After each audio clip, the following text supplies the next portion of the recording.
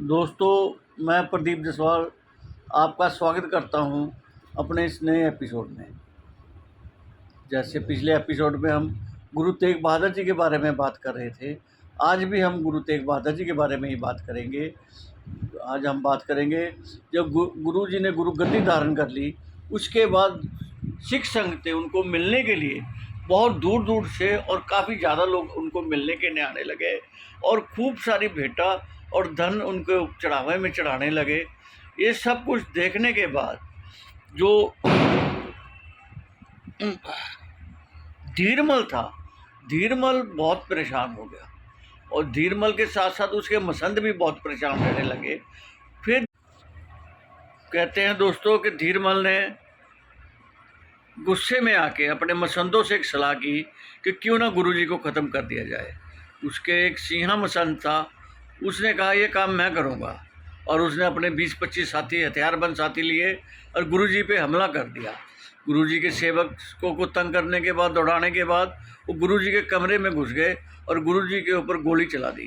गोली लगने के बाद गुरुजी लहूलुहान हो गए, लेकिन गुरुजी शांत रहे। मक्खन शाह को इस बात का पता चला, वो आग बबूला हो गया और अपने साथियों के साथ आकर उसने धीरमल के ऊपर आक्रमण कर दिया और धीरमल को उसने अच्छा सबक सिखाया। उसने जो धन उन लोगों ने गुरुजी का लूटा था वो धन तो उठाया और धीरमल का भी सारा धन उठा के गुरुजी के यहाँ लेके आ गया। जब गुरुजी को इस बात का पता चला, उन्होंने धीरमल को क्षमा कर दिया और उसको सारा धन उसका वापस करवा के सिर्फ अपने पास जो रखा है ग्रंथ साहब की बीड़ उन्होंने अपने पास रख ली। उन जो और उन्होंने कहा ये जो गुरु अर्जन देव जी ने गुरु ग्रंथ साहब की बीड़ कृतियाँ बनाई हैं, ये दुनिया सिख संगत की इमानत है। ये हमारे में से किसी गुरु की इमानत नहीं है, किसी आदमी की इमानत नहीं है, ये तो सिख संगत की इमानत है। ये तो जो गुरु रहेगा उसके पास रहेगी, ये इधर उधर नहीं रहेगी। बताते हैं गुरु हरगोबिंद जी के अकाल चलाना करने के बाद उनके बड़े भाई पृथ्वीचंद ने प्रयास किया कि उनके बेटे मेहरबान को 7वां गुरु घोषित कर दिया जाए, लेकिन ऐसा नहीं हो सका। गुरु हरराय जी को अपना वारिस बना के थे और वो 7वां गुरु घोषित कर गए थे, तो सिखों के 7वें गुरु हरराय जी बन गए थे। पृथ्वीचंद ने क्या किया, अपने बेटे को हरमंदिर साहिब के ऊपर कब्जा करके अपने बेटे को नकली 7वां गुरु घोषित कर दिया और गुरु नानक देव जी की वाणी के आगे अपनी वाणी जोड़कर अपने रबाबियों से उसको गंवाना शुरू कर दिया। आगे 65 वर्षों तक इस परिवार का उस हरमंदिर साहब के ऊपर कब्जा रहा। उसके बाद दोस्तों बताते हैं कि एक बार मक्खन शाह ने गुरुजी को बोला, चलो गुरुजी हम अमृतसर जाके आते हैं, हरमंदिर साहब के दर्शन करके आते हैं। जो गुरुजी अपने संगतों और मक्खन शाह के साथ अमृतसर के लिए निकले और अमृतसर पहुँचे। अमृतसर पहुँचने में संगतों ने उनका बहुत जोरदार स्वागत किया और बहुत सारी संगत उनके साथ जुड़ गई। गुरुजी जब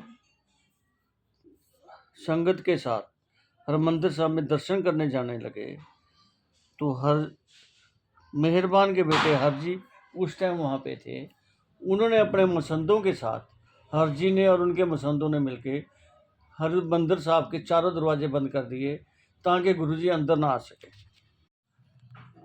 दोस्तों बताते हैं जिस थड़े के ऊपर बेरी के नीचे बैठकर गुरुजी ने संगतों के साथ बैठ के इंतजार किया था मक्खन शाह का, वहाँ पे आज गुरुद्वारा थड़ा साहब बना हुआ है। जब अमृतसर के लोगों को मालूम चला कि गुरुजी बगैर हरमंदिर साहब के दर्शन किए बगैर वापस जा रहे हैं, तो वो सब इकट्ठा होके और सेवादारों को भी साथ लेकर गुरुजी के दर्शनों को पहुँचे और क्षमा मांगने लगे। गुरुजी हमें क्षमा कर दीजिए, गुरु घर तो आपकी अमानत है, आप बगैर दर्शन किए जा रहे हैं। सेवादार भी बोलने लगे, गुरुजी हम तो आपके घर के नौकर हैं, हमारे को तो जो पीछे से आदेश था हमें किया। गुरुजी ने सबको क्षमा किया और बोला अब हम अमृतसर नहीं आएंगे और मक्खन शाह को बोला चलो मक्खन शाह हम अब आगे चलते हैं। बताते हैं जी कि गुरुजी ने गुरु नानक देव जी की उपदेशों को आधार बनाकर कुछ यात्राएं की। बाबा बकाला रहते हुए उन्होंने कीर्तपुर साहब, फिर गोविंदवाल साहब, फिर हरिद्वार, मथुरा, आगरा, गया जैसी जगहों पे की यात्राएं की और गुरु नानक देव जी के उपदेशों को आधार बनाकर लोगों को सीख रास्ते में डालने की कोशिश की। उसके बाद वो 6 महीने तक प्रयागराज के अंदर रुक के गुरु जी के उपदेशों के बारे में लोगों को समझाते रहे और लोगों को कुरीतियों से बाहर निकालते रहे। जब गुरु जी असम के दौरे पे थे तो पटना में इनके एक पुत्र ने जन्म लिया जिसका नाम गुरु गोविंद राय रखा गया। बाद में चलकर ये सिखों के 10वें गुरु गुरु गोविंद सिंह जी के नाम से मशहूर हुए। तो शुक्रिया, मेहरबानी। मैंने जैसे अपने पहले एपिसोड में बोला था कि मेरा मकसद तो सिर्फ उन लोगों को, जो लोग सिख धर्म के बारे में जानना चाहते हैं, उनके लिए कुछ जानकारियाँ इकट्ठियाँ करके गूगल से और सोशल नेटवर्किंग से आगे भेज रहा हूँ। बाकी मेरा कोई मकसद तथ्य से छेड़छाड़ करने का नहीं है। शुक्रिया दोस्तों, बने रहना और इसको आगे शेयर ज़रूर करना।